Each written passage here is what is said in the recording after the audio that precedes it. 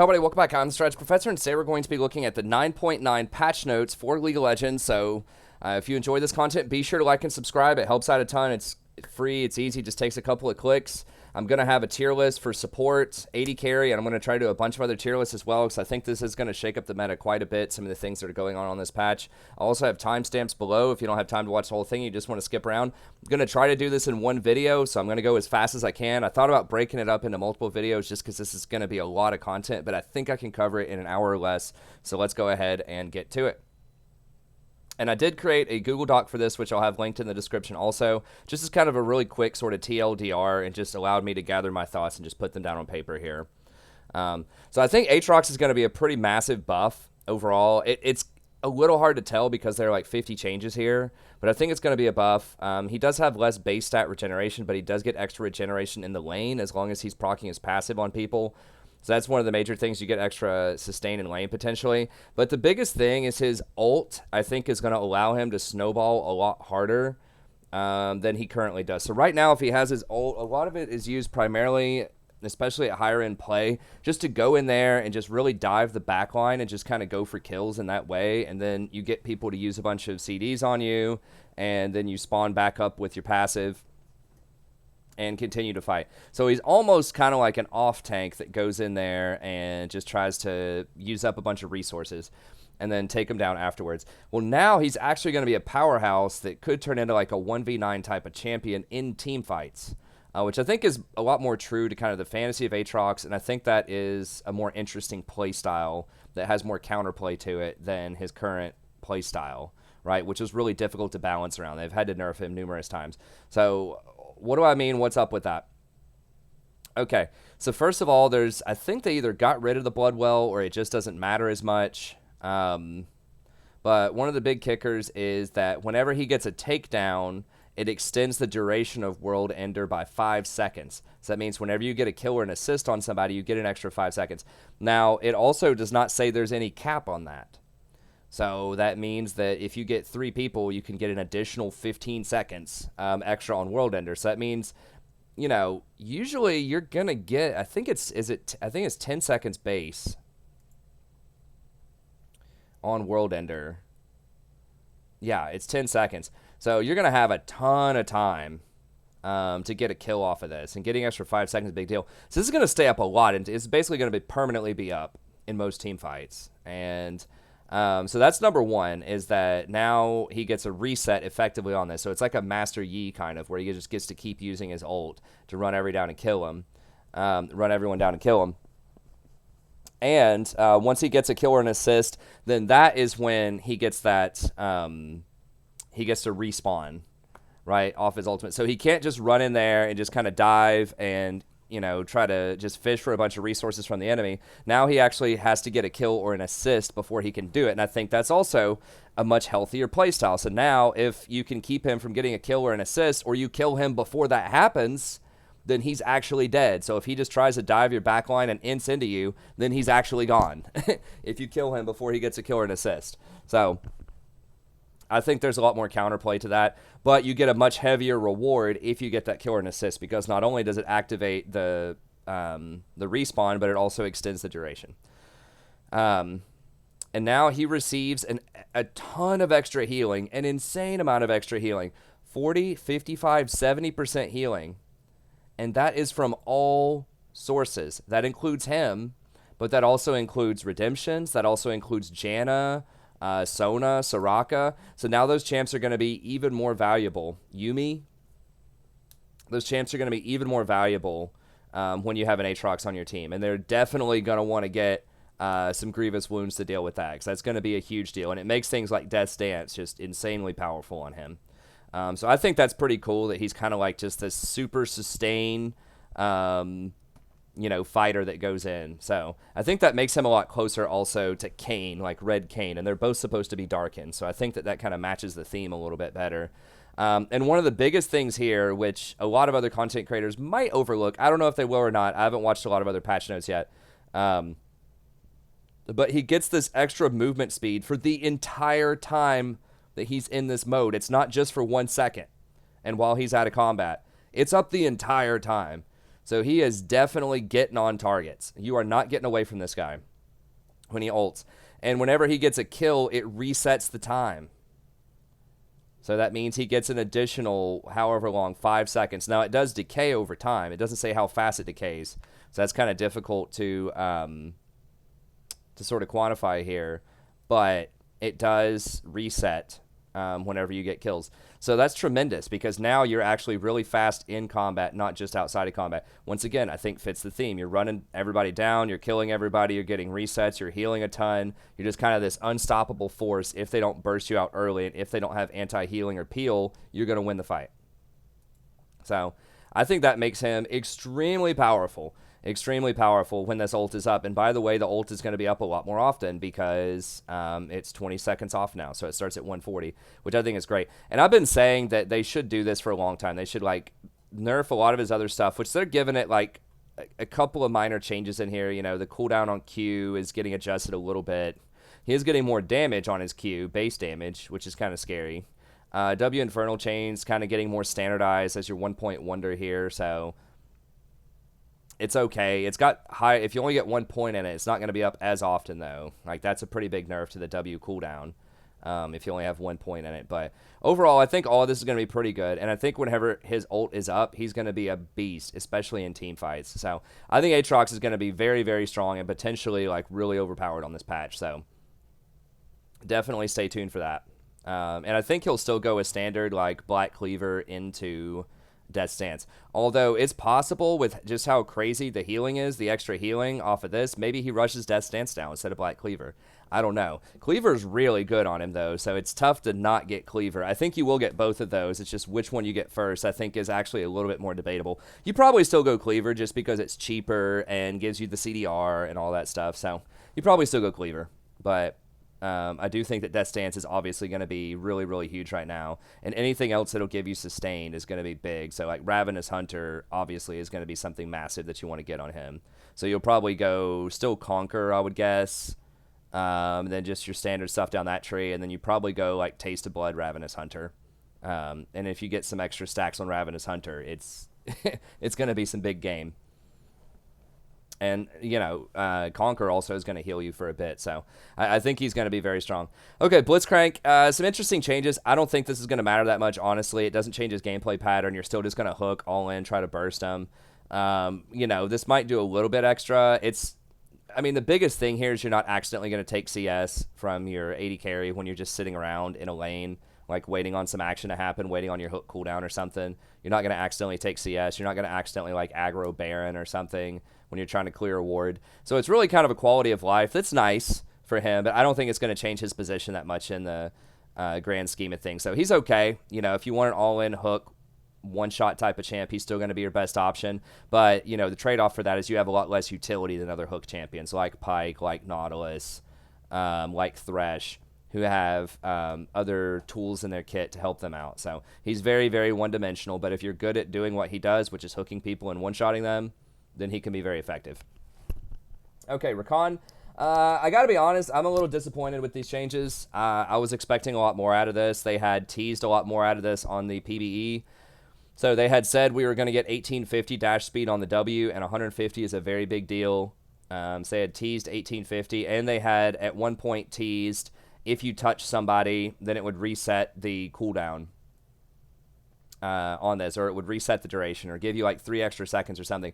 But it was going to extend the duration and I think give you more movement speed so that whenever you actually got in there, it was delayed. You know, you had that half-second delay, but when you got in there, you actually would have mobility and it might equal out a little bit in the long run. You might have additional safety because you can zip around a lot faster and have some more options. But as it stands, you are getting some higher base stats, which are cool. You get 60 extra base stats and 3 armor. So that'll help you out in the laning phase, but he's still going to be pretty bad in the lane.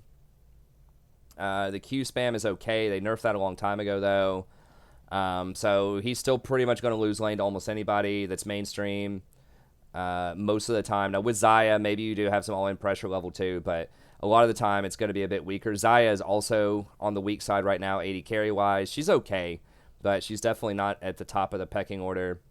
And this quickness nerf is pretty huge, right? So you can't RW immediately. You can flash on them first and then R after you flash. and that will still charm them immediately, I'm pretty sure. All it says is that during the first half second of quickness, you still charm people if you touch them. So you can press R and E over to an ally that's getting attacked. It'll charm the person. Like if a Zed jumps on your AD carry, you can still press R and then E over to him and instantly charm the Zed as soon as he pops out. From what I can tell, they have not changed the hitbox on Rakan's R, which has been bugged for 6 months now or so. It's supposed to be 150. It's actually about 50 or something ridiculous. Like, it's much, much shorter than his auto attack range. So it says the collision box is supposed to be whatever, but pretty much you have to literally be, like, your frame has to be right on top of their frame in order to trigger it. And that's super frustrating, particularly when the W is this constrained, when it's still going to be slower than it was before. So I don't think he's going to change in priority that much. I really want him to change. He's my favorite support, but I mean, I'll try him out. We'll see. But I feel like this is not enough. This is not fast enough, and there just were not enough compensation buffs. I mean, maybe this is enough in the laning phase to help get him through. I don't know. But my instinct is that this is going to be weaker, especially if they did not change the collision box, which we'll have to see if they did that or not. But I still think for most people, I still think it's going to be a sub 50% win rate. But if you are really good on him, you know, you can make him work. He is interesting. I'm going to try him out, like I said, but I'm skeptical of this because they dialed back a lot of the stuff they were promising on the PvE. Or not promising, but hinting at on the PvE. Okay, Soraka. Interesting changes here. I think this is likely going to be a nerf. So Soraka, Max Soraka is definitely dead. Like 100%. You cannot do that anymore. They knocked off 60 damage off of Max Soraka. 60.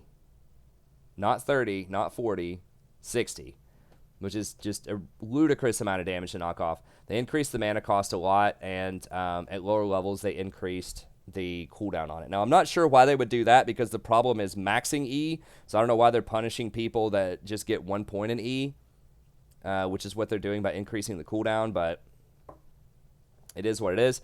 Now, the Q is more interesting, and I have been saying for a long time, people ask me about Soraka. I think that the Q interaction is the most intriguing part of her kit. It's a skill shot that you have to hit. It buffs up your other stuff.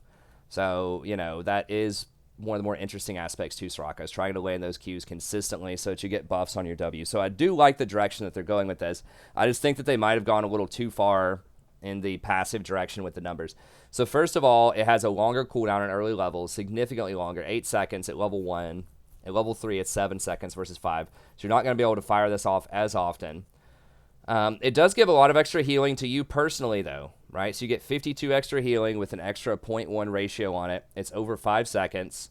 But it does, it says that initial ticks heal for more than later ticks. So you get a lot of it up front and then a little bit less over time, which is cool. I like that.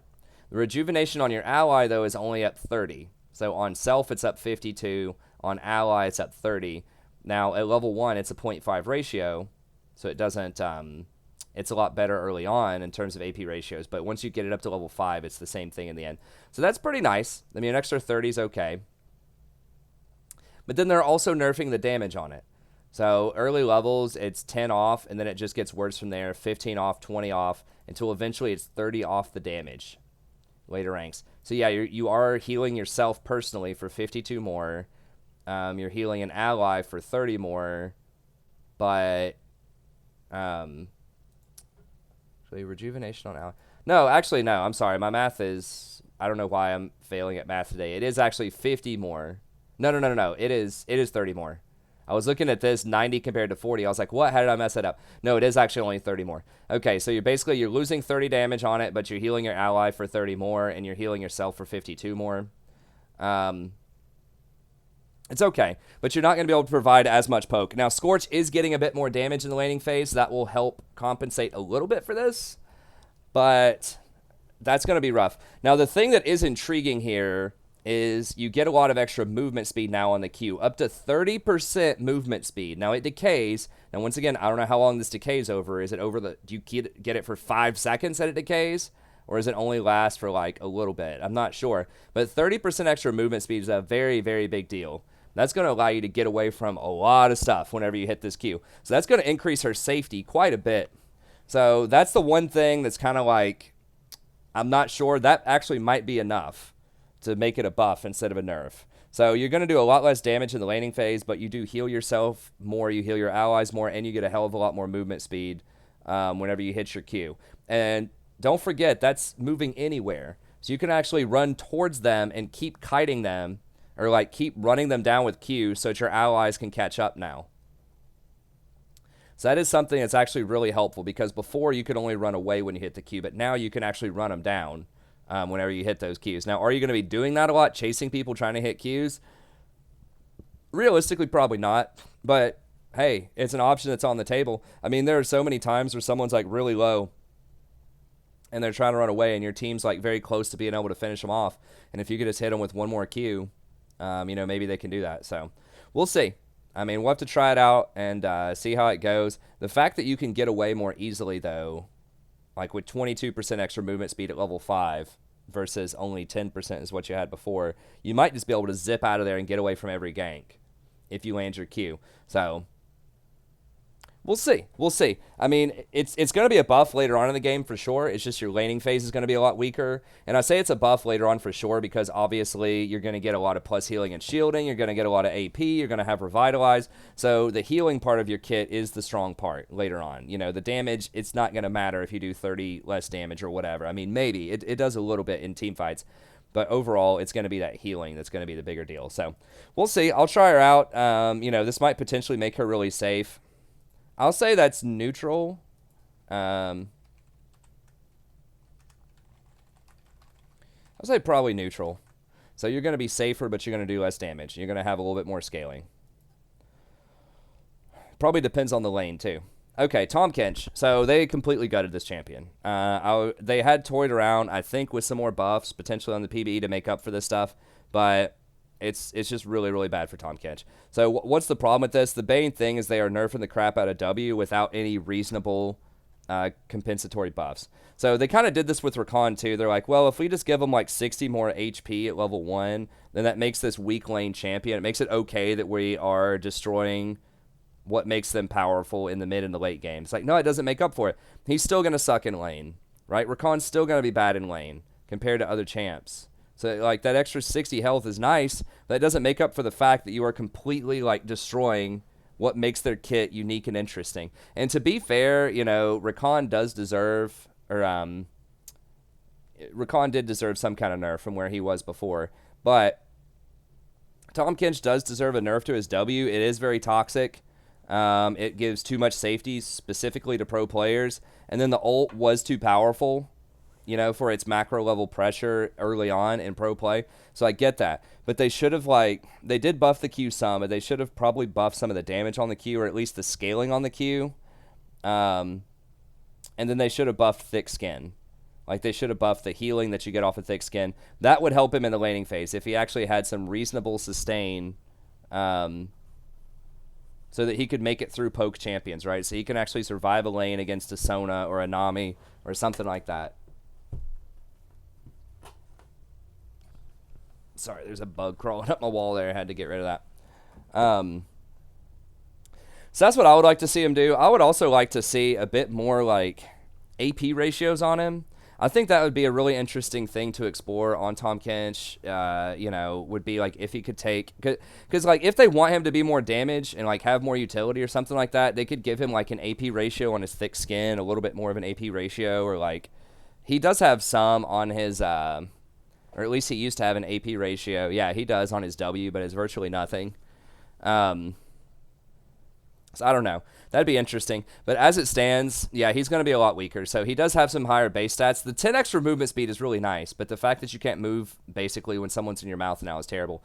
So they changed it to where he's grounded, which means he can't flash, and he's slowed by 95% when he devours an allied champion. So that means he's basically not moving. Pretty much. So you're like a Quicksilver Sash for the enemy, or for your allies now, instead of a Quicksilver Sash plus Flash, basically. So that's going to make that a lot weaker. They increased the mana cost to 100 also, which is ridiculous. Like, that's so high. Level 1, 100 mana to W. I mean, I think an interesting choice that they could do also with Tahm Kench that would make sense was make people choose. Like, you can use your W for legit harassment on the enemy, but that makes you really unsafe. So you could eat minions and spit them out to harass the enemy, but that would inherently leave you vulnerable to ganks or leave you vulnerable to all-ins. I think that's an interesting choice to make. It's kind of like Lulu. Like, one of the really cool things about Lulu is that with her W, you have to choose, are you going to polymorph the enemy, right, to kind of disable them for a little while, or are you going to buff up your ally with Whimsy? And that's part of the difficulty of playing Lulu, is you have to make this choice because your ability is very modular. This has the ability to be modular, right? You can either eat an enemy, or you can eat a minion, and spit it out at them for kind of range harass, or you can eat an ally. But the problem is, in most team fights, it's almost always correct to eat your ally to save your ally. So I think if they explored those other options a little bit more, like if they made eating an enemy more impactful, or if they made definitely eating a minion and spitting it out, which is almost always the worst option.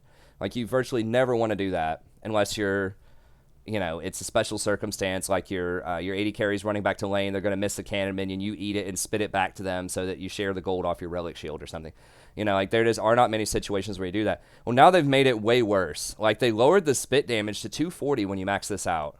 Why? No one uses it for that. Like, why would you knock 60 damage off of this W when no one's doing that anyways? When it's already not a good option. You might as well just remove that option. Now, another thing that I think would be really cool if they want to balance it is, like, okay, if you want to make, like, to where you're basically, you can't move whenever you eat an ally, and, there's all these restrictions now, maybe they should make it to where you can tongue lash your enemy and then eat them. That'd be like a little mini lantern. Now, that would be cool. I could see some uses for that. Like, your ally's in trouble, you just tongue lash and then do your combo, because you can do that with minions. Right? Like, you can tongue lash and then press W when your tongue is midair, and he will gobble up like a Rift Scuttle, for example, from a distance, and you can spit it back out towards your team so the enemy can't smite it. Like, that's really cool. That's a cool interaction. Right? So there would be a lot of neat uses for that. That would add a lot of fun counterplay, and I think that wouldn't be too OP, because now you've got it to where it's grounded and he's slowed, so you can't just normally eat an enemy and run away, but now maybe you can start to run away at first and then tongue lash W and pull them back like a Thresh Lantern, right? Then that would also allow the possibility for, like, ganks potentially. You could use your tongue lash behind you to pull in an enemy jungler, or like over a wall or something to grab the enemy jungler and pull them closer and spit them out next to the enemy. Like, wouldn't that be awesome? I think that would be cool. That'd be like a lantern that you control as Tahm Kench, where you can tongue lash him, and it would require some skill shots, right? So, you would have to, if you're trying to do that, you might have to aim it around a minion or aim it around an enemy and get it, like, precisely right on them when you're going to hit them. Now, I know there's no collision right now with an enemy, but maybe you could do something like where if you tongue lash an enemy and smacked them or something like that, they could intercept your tongue lash, and it would maybe, like, give them just a small buff or something, like maybe, I don't know, 10% movement speed for 2 seconds or something like that. That could be pretty cool too. But that interaction already exists for minions, so I think that would be a really fun way to balance this out. If they're like, okay, you eat them, you're still, but you can eat them from a distance, and you can use that, on an ally for gank assists and things like that. So I think that would be cool. Unfortunately, that's not the reality that we're in. They're just completely gutting him. So hopefully they change that eventually. The cooldown is way longer at higher levels. It's 16 at high levels now. It looks like you do not get the bonus if you eat an enemy. It does not go down by half. Like, it might, but even if it does, it's still going to be higher than it is right now. You get some mana back if you eat an enemy, but, like, why hit the mana cost? Like, why hit this ability, like, 5 different times? Like, they're basically doing this. That's enough to gut it. You're slowing this movement speed by 95%, and they can't flash. Now you're increasing the mana cost by, like 80%. You're increasing the cooldown by an additional 25%. You're decreasing the damage off of, like, using a mode that you never use anyways. You're decreasing the damage by 20%. And you're decreasing the damage when you hit an enemy with this. So this looks like this is good. Oh, it's 240 base now with 13% max health. No, it's not. Even if you eat, like, a 2,000 health target, This would be 720 damage if you eat a 2,000 health target, and this would be 260 plus 240 is 500. So instead of doing 720 damage, you're doing 500. So that's like, I don't know, 20% less damage across the board there too. And that's against a pretty squishy target. As it goes up higher, as you go against higher targets, then it would have been even stronger. So like it used to do, 1,080 damage potentially to a 3,000 health target. Now that's before magic resist and all that, but still. Like, why nerf it 5 times? It's like literally 1, 2, 3, 4, 5 nerfs on W. Thick skin, minor buff. You get a little bit extra healing, 5% extra healing. You only put 1 point in this typically. I mean, it's okay. It's not, oh, it doesn't cost mana. Great. You usually only use it once in a fight anyways. So it doesn't matter. And then the Abyssal Voyage. Now, this should have been nerfed, to be fair. 4,500 range is a lot at early level, so taking that down to 2,500 is probably okay.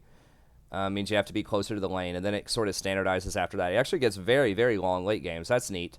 But 20 extra seconds early is okay, too. This is how they should have nerfed Tahm Kench, because this is something that gets used in pro play all the time that in solo queue hardly ever gets used correctly. So this is something that would not have impacted his solo queue win rate very much, which is abysmal right now. I think he's got like a 44% win rate, and they're nerfing his W 5 times. I mean, Tahm Kench is one of my favorite champs. He's a lot of fun.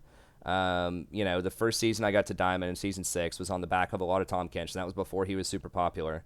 But yeah, he's got a 43.8% win rate, and they're nerfing him this many times. Like, I understand that he's strong in pro play, but even if we look at this, this was on patch 9.7, which was the last patch that tournaments were played on prior to MSI.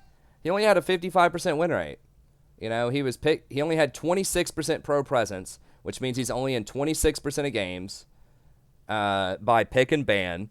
So there's 30 champions above him in terms of popularity for picks and bans. Alistar's got a 56% win rate. Rakan's got a 71% win rate as far as supports go. Thresh is a bit lower, 44%.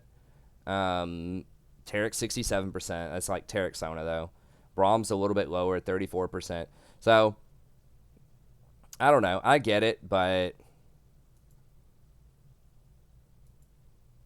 I just think that it's just too much. So, yeah, I think he's out of there. I just think he's terrible now. The W is just so many nerfs. The R is a huge nerf. The base stat, like the extra HP and the movement speed, does not compensate for it. So I wouldn't play him right now. That's the bottom line. So I wish they would make some of the changes that I made, but in reality, they're not going to. So he was already a pretty bad idea to play in solo queue unless you're very experienced on him and you're duoed with a jungler or it's a very specific counter matchup or something like that. But now it's just extremely bad. Okay, another questionable nerf is Akali. I mean, she's another champ that has a really low win rate. Now, I do know that she is kind of popular in pro play. Now, I don't remember what her win rate and pick rate and all that is. Okay, now she had an 89% presence, which means she was picked or banned 89% of the time. So you can kind of see why they would want to nerf her a little bit. 55% win rate, so she's only 11 and 9. So, I don't know. I guess she's still, it's basically if you're really good on her in solo queue, you can still make her work, but she's definitely going to be weaker. If you're not really good, if you don't have a lot of practice on her, definitely don't play her. But, yeah, you get extra extended duration is cut by about a third, and then the cooldown is increased by somewhere around 25%. So, I think she'll definitely be a bit weaker, but I think she can still be strong if you're really good on her. Because her damage is still intact. You're just going to have a lot more precision and be a lot you're not going to you're going to get punished a lot more is what I'm trying to say. You're going to get punished a lot more for mismanagement and not setting up your stuff correctly because you're not going to get to hide, in the smoke for as long. But I still think she'll be good if you're good on her. But I think that this just nudges other champions like Irelia, who is still pretty strong too, I think, to be just an overall better pick than Akali. Okay, Darius. I'm not sure why they're buffing him. He has like no presence in pro. He is. I don't think a lot of people want to see him in pro. There's not a lot of outplay like with Darius. He's kind of a relatively boring champ to watch. I mean, he's okay, I guess, but he's just kind of like Garen with a couple extra mechanics, you know. But what he is he's a terror in solo queue. Like, he's very, very good at lower elo brackets. And he's very frustrating, too. Like, he's a champ that pisses people off that are playing top lane. Like, there are so many people that hate playing against this champion, especially at silver and lower, because it's just, like, it's very hard for them to play around him. Like, you have to be able to go in and, like, be willing to kind of go into hand-to-hand combat and dodge his Q if you have to. A lot of people won't do that. They'll just run away and get hit by the hilt and take all kinds of extra damage. So, I don't know. And they're, like, buffing one of the most annoying aspects of his kit, too, which is his healing. Because that's what's so frustrating a lot of times in team fights. It's like, why the hell can't we kill this guy? Well, it's because he's queuing like 3 people and healing for, 100% of his missing health now. If he hits 3 people in a team fight. So, yeah, he's going to be a lot stronger at this point. It's not a lot of extra damage. It's like 10 extra damage. But that's quite a bit of healing, and that's going to be very frustrating, I think, to a lot of people that play him. So he is pretty good in solo queue, rather. I'm not sure what his overall win rate is. What is he down in, like, silver?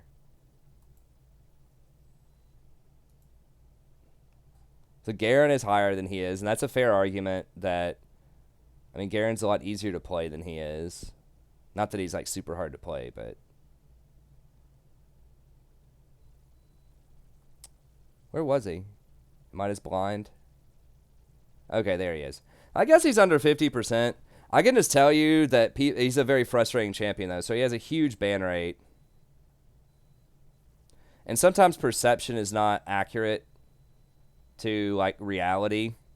Oftentimes it's not. So I just think this is going to be a feels bad. It's like, yeah, Yasuo is banned, like, 59% of the time because people really hate his win wall. Like, that's basically what it comes down to. But he only has a 50% win rate. Zed, people feel very frustrated by this. 50% win rate. Vayne, same deal. And then Darius even has a sub 48% win rate. So, I don't know. I'm not really sure why they buffed him. I feel like there are a lot more interesting champs that could have buffed top lane, but whatever. It's fine. I don't think it might give him an extra couple of percent. Might pull him closer to 50%. Okay, Ekko, fun champion. I'm glad they're buffing him. He's interesting to watch. He's interesting to play. There is counterplay to him for the most part, unless he's hyper fed and he can just like E on your face and kill you. So they're lowering his mana cost a little bit. I guess that's cool. I don't think he has mana problems typically. Usually he goes for Proto Belt into Lichbane, but maybe this will help him out a bit more. I'm also pretty sure he doesn't max phase drive until second. That's like his second max. So I don't think this is going to move the needle that much. You do get a little bit of last hitting, like they say, with the 55 to 58, and you do get some extra synergy with Shen. I don't think it's going to move the needle that much on him. We'll see. Okay, Hecarim, this is pretty substantial. They are lowering the bonus damage 5% per stack. So when this is stacked up in the jungle, it's going to be 10% less damage. So that's going to slow down his jungle clear quite a bit in team fights. Where he's trying to do sustained damage, it's going to do less damage overall. I think the bigger thing, though, is his jungle clear is going to be slower. And the Devastating Charge has a lot less one-shot potential. It starts off being 20 less damage, and then ultimately goes to 30 less damage overall. So he'll still be good, I think. I don't think he was very good at contesting scuttles, which we'll talk about here in a second. And so he would probably really like to get to level 3 before he has to go contest a scuttle. So I guess the change to Scuttle is going to help him out in some matchups, like against Jarvan or Rek'Sai or something like that. But overall, I still think he'll be pretty good. I don't know how this is going to affect top lane and his push and things like that, because I know he has been popular top as well. But he definitely needed a nerf. I mean, he was over the top. He was way too strong. This seems reasonable. Okay, Jarvan getting some irrelevant like stat changes just for fun, I guess. He's getting one more second cooldown on his E, whatever. It's probably not going to matter that much, and that because you don't max this first, you max this second anyways. And then on the Golden Aegis, you only put 1 point in this anyways, most of the time until later on in the game, I believe. I could be wrong about that, but I think this is the thing you max last. So you're losing 0.5% of your maximum HP per champion hit. So that means that you're losing every 1,000 HP, you're losing 5. You're losing 5 HP per champion hit for every 1,000 health you have. So in the mid game, you have 2,000 health. You're losing the equivalent of 10 HP. I mean, come on. This champion's so OP. And he has been for years. He just kind of fell out of the meta for a while. I mean, maybe someone else was suppressing him, but he's just got it all. He's got good clear. He's got really good engage. He has a unique form of CC that's very difficult to deal with because you can't cleanse it. You can't Mikhail's it. Has really, really good synergy with a lot of the AoE comps out there. So if you have like a Kennen or a Rumble or a Galio or just anything and just wants to dogpile in whenever he ults and just throw a bunch of AoE in there, it's very, very strong. He's got armor shred on his Q. He has attack speed buff on his E. So he just does so much damage early. He has a ton of mobility. He's inherently pretty tanky, has high base stats, and he gives all kinds of extra buffs to his teammates. So he's still, I think he's still going to be king in the jungle. I don't know if he had the highest win rate overall.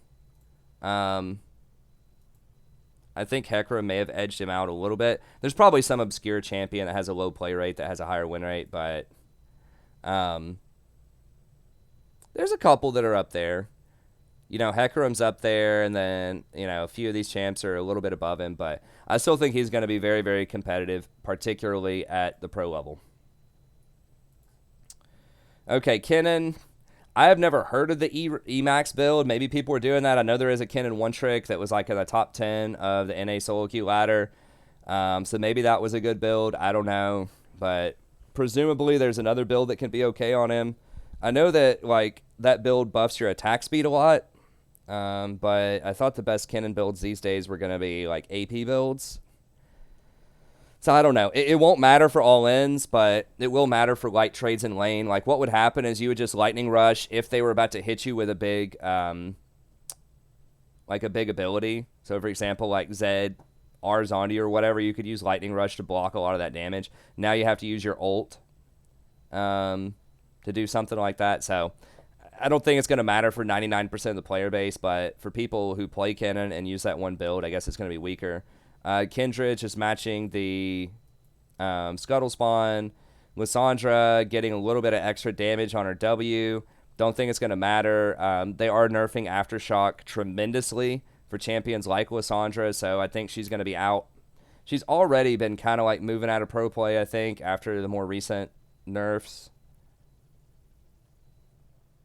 I believe. I mean, I could be wrong about that, but yeah, she's pretty far down this list.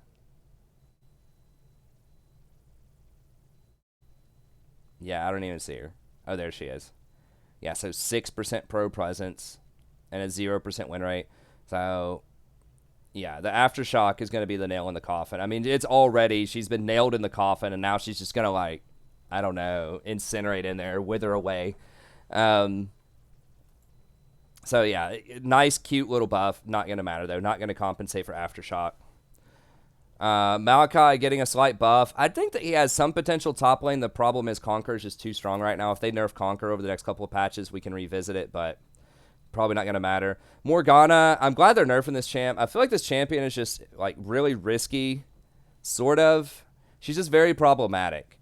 You know, Black Shield is extremely oppressive if you have a really fed AD carry and they rely, or like a really fed just anything that can 1v9. And they're primarily planning on killing that champion with CC and or magic damage. So if they have a lot of physical damage to kill whatever you put the shield on, it's not going to matter.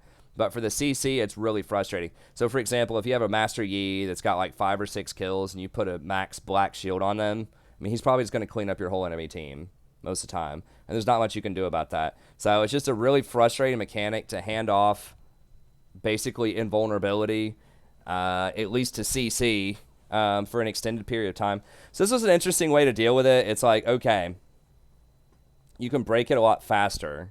It's magic damage. So they took it down to 300. 300 is still a lot. And remember, this shield does scale with plus healing and shielding, revitalize, all that kind of stuff. And then the cooldown is a little bit higher. So It's okay. I still think that she'll be good at what she does. I mean, she's still going to have the 3-second bind. She's still going to have the black shield. She can still push. So I'm not a huge fan of Morgana in general, but I think that she is one of those like really frustrating, feels bad champs to go against a lot of times, specifically for hard engaged champions. And they don't want her to get played a lot in pro play, kind of for the same reason they don't want Tahm Kench to get played a lot.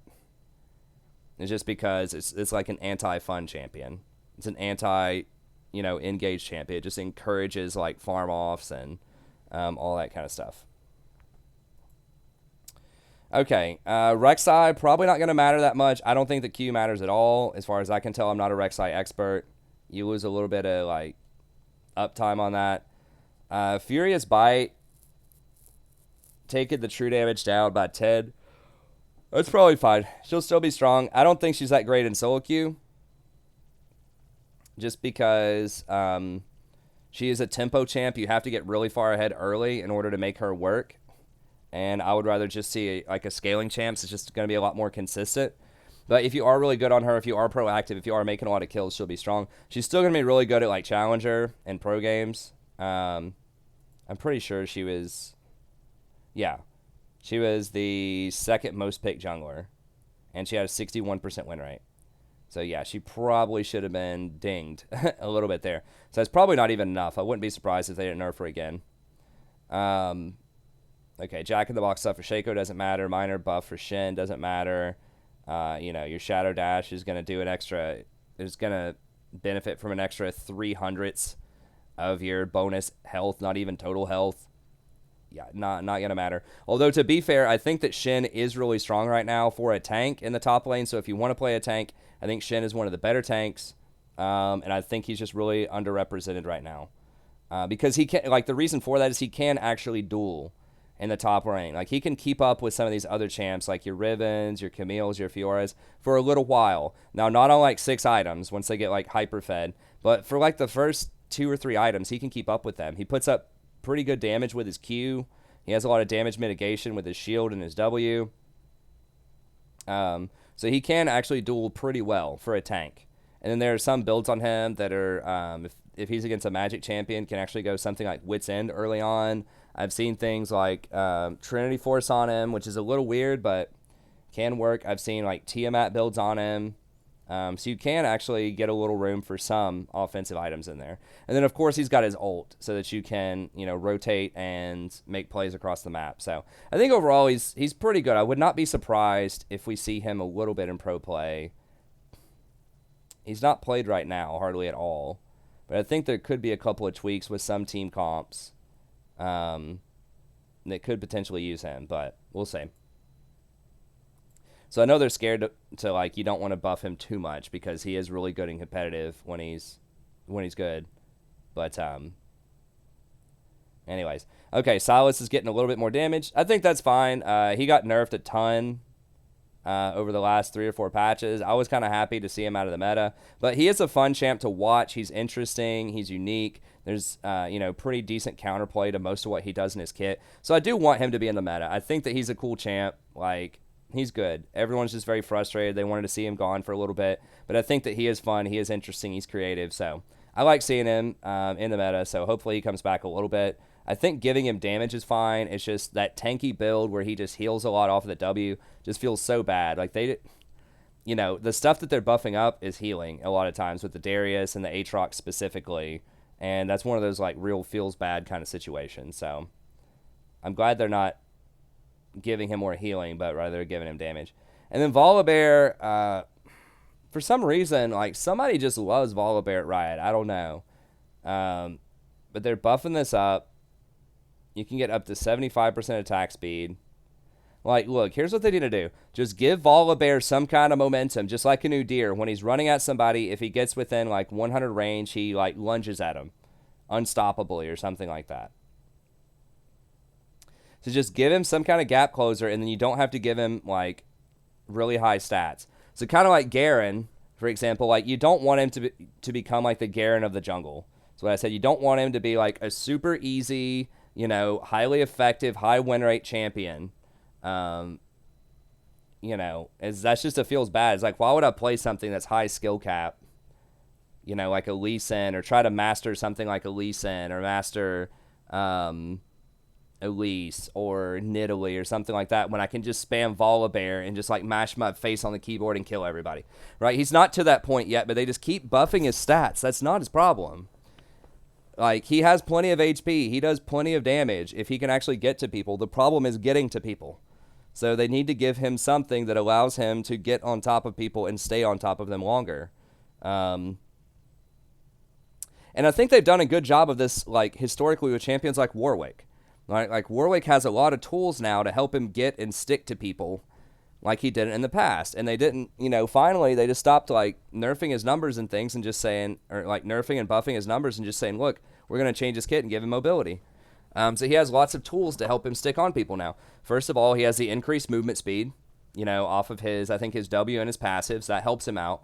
And then, of course, he's got his ult that he can gap close with. Hey, thanks so much for the sub. I appreciate it. He's got his ult he can gap close with. He has his Howl. I think that's his E, which he can use to fear people. And then he has his Q, which has a component to it that can allow him, if you time it correctly, to dodge a lot of CC. So he has all these cool things that allow him to get onto people and stick onto people more so than he has in the past. So I think Volibear needs something like that. He doesn't need all those tools. He just needs something other than run at them. I would just rework his passive. I would make it something like when you turn it on, I don't know, like still have all this thunder going on around him, but like either give him some kind of jump where he jumps on the enemy with it, or it like bounces him in the air, or pulls them to him, or just something. At least when he has his ult, that's going to allow him to get on people and stay on them. Maybe even just each bolt slows the enemy for 20% for like 1 second or something like that. I don't know, but just something to help him out. That's how they need to buff him. He's like a kind of a cool, like lore, like a big armored bear, I guess. That's cool, but his kit is just, it's so awful. But anyways, poor Volibear. Hunter's Potion. I never see anybody get this, so I don't know. I think it's weird when they just outright remove items instead of figuring out a way to adjust them. But at the same time, I guess, you know, you don't want the game to be too flooded with different items. It just makes it harder to balance. So I think that it's fine. Just get rid of it, whatever. Okay, so Manamune, 10 extra AD. All right, Ezreal gets a buff.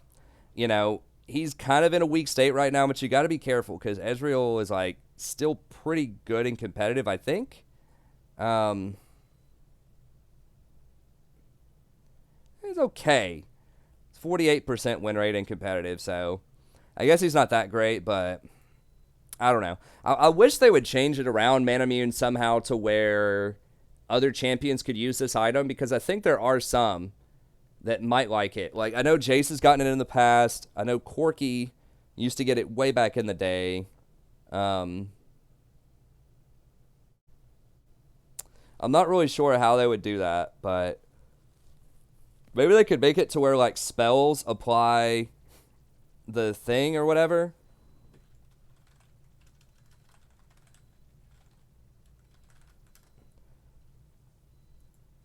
Maybe they could make it to where spells apply the shock. Single target abilities. Oh, it already does do spells. I never actually realized that. I thought it was just auto attacks.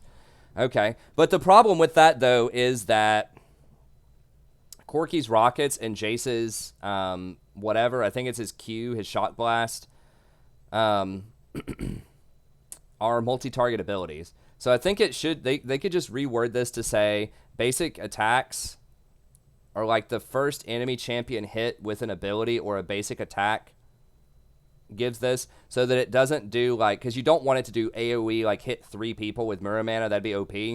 But if it was like the first champion that gets hit or something like that, it does this to it. So basic attacks and the first target hit by an ability consumes this. I don't know. It's just something like that. Like if Corki could use his rockets and also apply shock, or if you know, Jace's E could apply shock to people to get that extra bit of damage in there, maybe that would be enough. I'm not really sure. But as it stands, this is basically, you know, give Ezreal 10 extra AD at 8 minutes or something like that if he chooses to rush this before Sheen. So it's okay. I don't think it's going to move the needle that much. It's nice. It does give him a bit more power in the early to mid game, but we're almost at an hour, so we got to keep cranking. We've almost got it. Okay, Aftershock. Thank God they're nerfing this. This is just like such a toxic rune, because anytime you're giving just a bunch of flat, like, whatever to somebody, then there's going to be abusers. So if you're giving a lot of extra flat damage to people on procs, or you're giving a lot of flat health to people, or a lot of flat, like, armor or magic resist that doesn't take into account, like, the kits of the champion, or, like, how they're itemizing, then there's going to be abuse cases. So, like, Lissandra is the biggest abuse case of this. Right, because if you go in and, you know, you use this Aftershock, you're getting like 70 magic resist and 70 armor. And she gets no armor and no magic resist in her kit. I mean, I guess she gets Hourglass, so maybe she gets a little bit of armor, but virtually none. Right, and so it doesn't make sense why, and then that it's so difficult to balance because she's like just randomly really tanky off of this. So like tanks getting this and being a little bit tankier makes sense. But things like Lissandra getting it, or like I think Riven was even getting this for a little while. Like, it's just, that's not how it should work. Klepto's kind of like creating some problems like this too, where you have like champions like Victor running Klepto, and you know, like Sona abusing Klepto as an AD carry and things like that. So anyways, I'm glad they're changing this up though. So what are they doing? It's 70 base, magic resist, and armor, which is still a lot. So early on, your champion is still going to be getting a lot of armor and magic resist. But then you only scale if you get armor or if you get magic resist, right? And there's up to a certain point.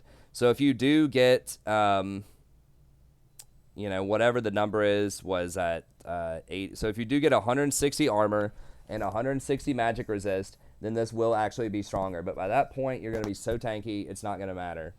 But that's kind of the benefit here, is you can get up to a total of 150 bonus now. So, like, if you're a mega tank just buying a ton of stuff, then that's good. Now, one thing to note about this is that the armor and magic resist scale separately. So if you want the extra armor and magic resist, before it was just based on level, you would get free armor and magic resist on this. But now it's based on how much of each stat you have. So if you want the bonuses like you used to get them, you're going to have to buy armor and magic resist. And they also took away a lot of the damage. So now the damage is based on 0.04 of your max health, so 4% of your max health, rather than 0.1 ability power, 0.3 maximum health, and blah, blah, blah. The big one is ability power, so that doesn't scale with that anymore. So I guess unlike Lissandra, you're not getting a ton of ability power anyways, maybe like 200 in the mid to late game. So you're only losing a little bit of damage there, like 20 damage. But anyways, I think pretty good. So it will hurt all Aftershock users, I think, to an extent. You know, I know a lot of the supports that want to get this, like Leona and Thresh, they don't get a lot of magic resist early. So that's going to be the big thing, is you're going to be a lot more vulnerable to magic damage with this. But overall, you'll probably still have to take it. Like, on Leona, I don't think you're all of a sudden going to switch over to Guardian just because this got nerfed. I think you're still going to have to go Aftershock. You're just going to be a bit weaker to magic resist because it's unlikely you're going to buy magic resist items early. Right? So, you know, one of the armor items a lot of people get early is like Zeke's.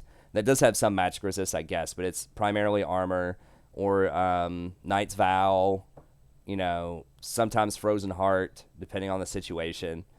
So all of that's going to leave you a lot more vulnerable to magic resist now, or to magic damage rather. So I think it's good. I think it's a healthier way to balance. If some champs are just too weak after this, then they can buff them. Okay, bone plating, getting a slight buff here. That's cool, I guess.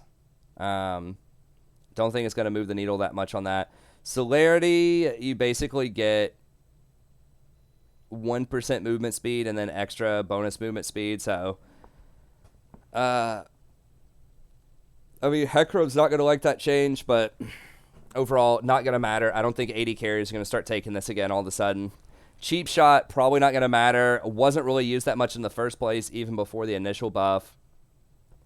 Maybe something like Ashe. Maybe. I doubt it, though. I just don't think it's going to matter on most champs. Okay, conditioning, not going to matter. Demolish, Ghost Poro. So Ghost Poro is interesting, and it depends on how this is going to work. It says, additionally grants 2 adaptive force when a Ghost Poro spots an enemy champion. So in theory, if you put your Ghost Poro in a bush, I think, in the laning phase, now I haven't tried this out yet, but if you put it in a bush in the laning phase, they don't sweep it. It dies of natural causes. And then it spots the 2 enemies in the lane. I think it gives you 2 more Ghost Poro stacks. And you only have to get 10 before you get the big bonus. So I think if you keep stacking like just wards in the forward bush and lane and bot lane, I think you'll get 3 stacks every time if it sees both enemies. Now, I don't know if that's just like it sees an enemy, like one time, it gets a stack. So even if both of them walk out, or if it's each additional enemy grants that. And I think it just spots them. I don't think it necessarily like they have to enter the bush and make the Ghost Poro run away. So I don't know. We'll have to toy around and, see what's up with that. But it could be interesting if it does work the way that I'm describing, where you get 3, basically 3 every couple of minutes, 3 stacks. If you just keep putting your wards in that bush, and they don't sweep it, like, you could be fully stacked very quickly, 7 or 8 on that Ghost Poro, so that would be interesting. Let's see.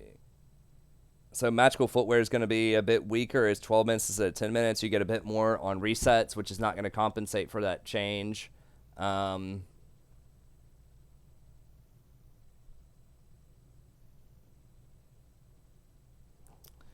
I guess it'll probably still be good. I think it'll probably still be good. We'll have to see, though. 2 minutes is a long time. It's going to depend on certain windows. It's possible that, champions like 80 carries might switch over to something like Ravenous Hunter Ghost Poro, because if you can stack that Ghost Poro fast enough,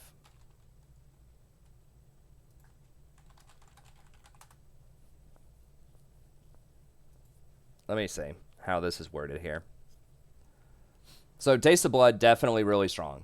So 80 carries would love to have Taste of Blood. But then Ghost Poro is...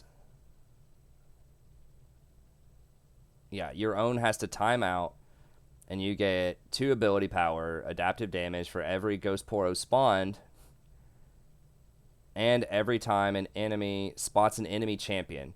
So every time your Ghost Poro spawns in lane, in that bush, it should spot at least 2 champs as they walk up with bot lane. So that would give you 6 ability power, up to 10, for a maximum of 12 bonus attack damage or 20 ability power. Then after reaching the maximum, you gain 6 bonus adaptive. Okay. So that would give you a total of 30 ability power equivalent. Now, it's going to be the exact same gold value on AD. So I just use AP because I'm more familiar with that number. I think AD is actually 35, but whatever. We'll do ability power is 21.75 times 30. That's 650 gold worth of AD or AP. So that's quite strong. So every ward, I believe, so you put it down. I think the wards last 1 minute. And it's 3 minutes until 3 minutes until it respawns. So you can get 3 stacks every 3 minutes, and you start with 1.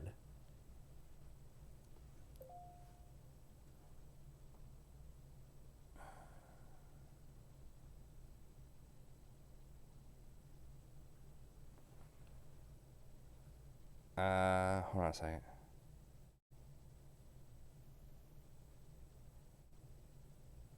Huh.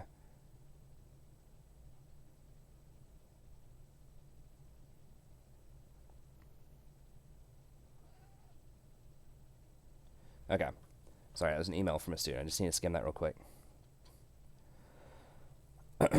So, yeah, that means you could get, like, extra early, and then you could fully stack this thing by, like, 8 minutes? Is that what I'm reading here? So you could get 650 gold by 8 minutes? I mean, boots, basically, like, everybody's running boots right now. And boots are the equivalent of about 350 gold. You get free boots, which is, 300 gold, and then 10 extra movement speed, which is somewhere around, like, 50 gold. Maybe a little bit more, maybe a little bit less. But depending on what your base movement speed is and the value of that. But I don't know. Maybe you go that. Maybe it's Taste of Blood Ghost Poro. And then just the Ghost Poro itself doesn't even matter. It's just the fact that you can get 12 bonus attack damage off of it.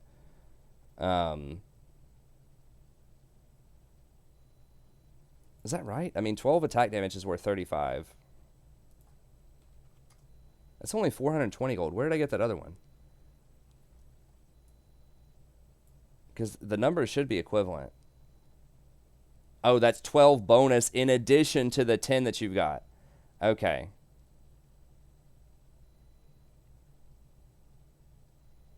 Oh, you gain 10 ability. Okay, so it is, yeah, it's 30 total. Okay, I forgot the additional 6 there, so that's 18. Okay, 630, yeah.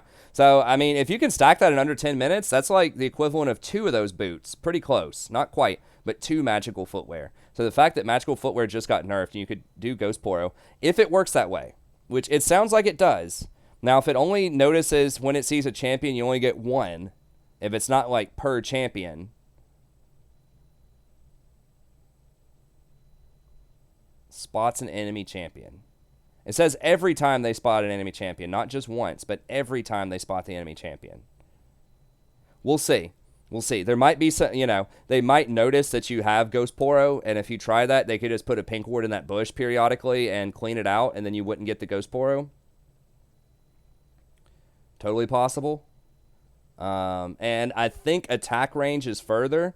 Yeah, so if you put a control ward in a bush, in theory, depending on how deep the bush is, they could auto-attack it before the Ghost Poro sees them within its 450 radius. So it might still be too cute. It just might not work. I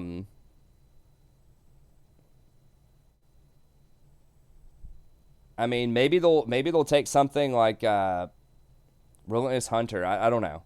We'll see. We'll see. But I still think the boots can definitely be good in some circumstances. Now, the Relentless Hunter, out of combat movement speed 10.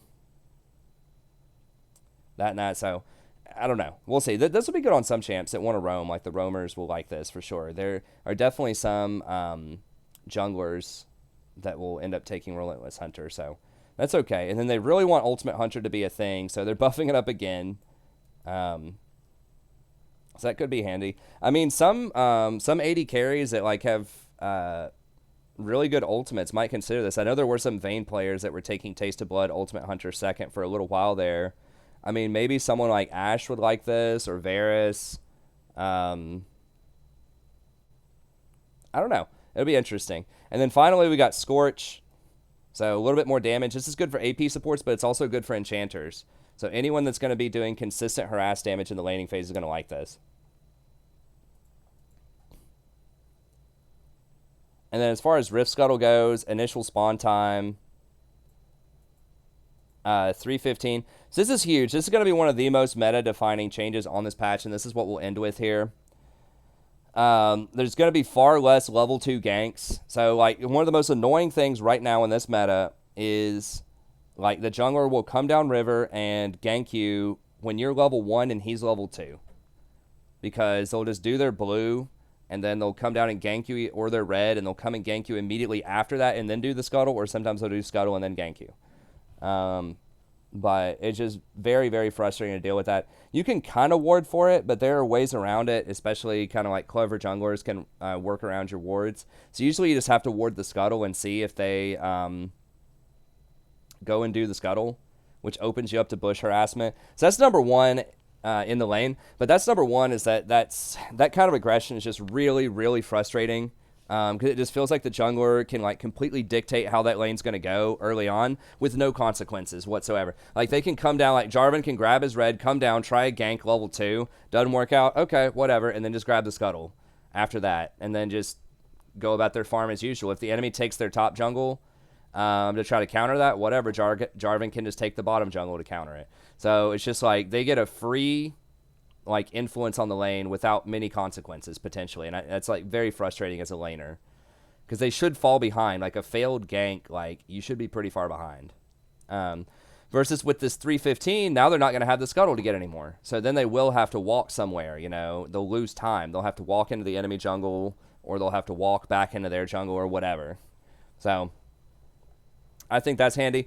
Also, it's just really frustrating because even at like Platinum and Low Diamond, like people just do not have macro. They have no sense of macro. And there are some people that do, but there are a lot of people that don't. And so you'll have your jungle like trying to go up and contest Scuttle when you're getting pushed in by like Draven Zyra early on because your AD carry picked Ezreal or something like that, or Vayne into Draven, and you have no control over River, and your jungler will try to go contest that Scuttle, and they'll die, and then they'll ping you. They'll say, why weren't you there? It's like, because we're pushing the tower because we don't have lane priority. And so it's just like, it feels like it's just too snowbally early on. It just feels like if your team doesn't organize and pick really strong early game champs, you're going to fall very far behind. And I just think that's just too powerful early on. So 315 is a bit more friendly because it allows you to sort of establish what's going on in the lanes.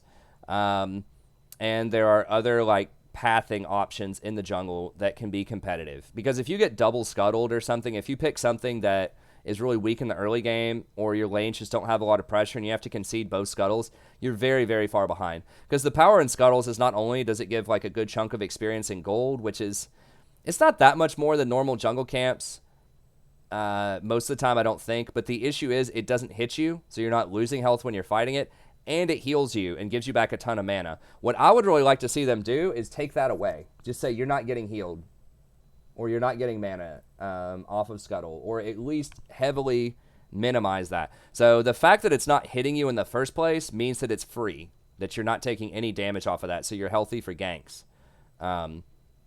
That's enough. And you get free vision in the river, and you get movement speed in the river, so you can rotate faster. I think it already gives a ton of buffs. So that's what I would like to see them do. Just remove the healing and mana off of it. So that way it's like at least not as free, right? Because right now, you know, if you time it correctly, you can take some decent damage if you know where the enemy jungler is, and then just heal off of the Scuttle. So I don't know. It's okay. But I think this is going to be better competitive environment for junglers, especially some of these farming junglers like Shyvana, or at least junglers that can't skirmish for it at level 2 very well. So champions like Shyvana, champions like, I guess Nunu can skirmish for it. Elise is a popular one that I've heard a lot about because she really needs to be level 3 to put up a good fight. There's going to be a lot more balance for that. There's going to be more pathing options, and there's going to be more consequences if someone wants to try to level 2 gank you. So I think overall it's very, very healthy for the game. I like it. I know that a lot of top-end players, laners, have complained a lot about the Scuttle over the last year or so. So I think that's very nice. But anyways, that's going to be it for this video. Thank you very much. Hope you enjoyed this. They did remove the Ginsu nerf that they had teased. So I guess that's coming up on the next patch. That's going to be a very huge meta-defining item for the AD carry meta in particular. It's going to nerf a lot of champions like Varus, Vayne, Kog'Maw, Kai'Sa. A lot of these Ginsu users are going to be hugely nerfed if this goes through.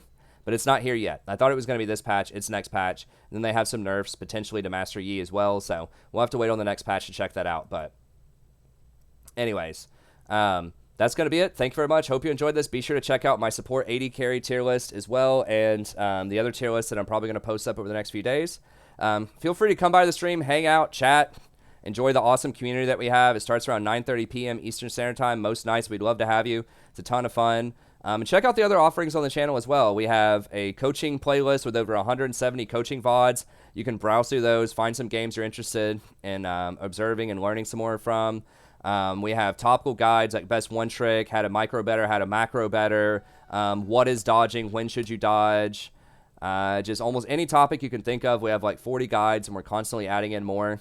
If you would like to sponsor a guide yourself, you can email me at thestrategyprofessor@gmail.com. It's just $30. Just let me know what you have in mind. We can work something out. I'll research it. I'll create a nice, well-articulated guide for you. And I'll also do coaching sessions. So anytime on stream that you want, just come in. It's a $25 donation. I'll coach it live right in front of you. You just send me a replay. Then I'll go over it live. I can answer any questions that you have. The chat is usually very friendly, very helpful. They can give you some pointers as well if you're interested in that. And then I'll put it into that coaching playlist, so you'll always have access to it if you ever want to review it later. But anyways, that's going to be it. Thank you very much. Have a good day. Don't forget to like and subscribe if you enjoy the content, and I'll see you next time.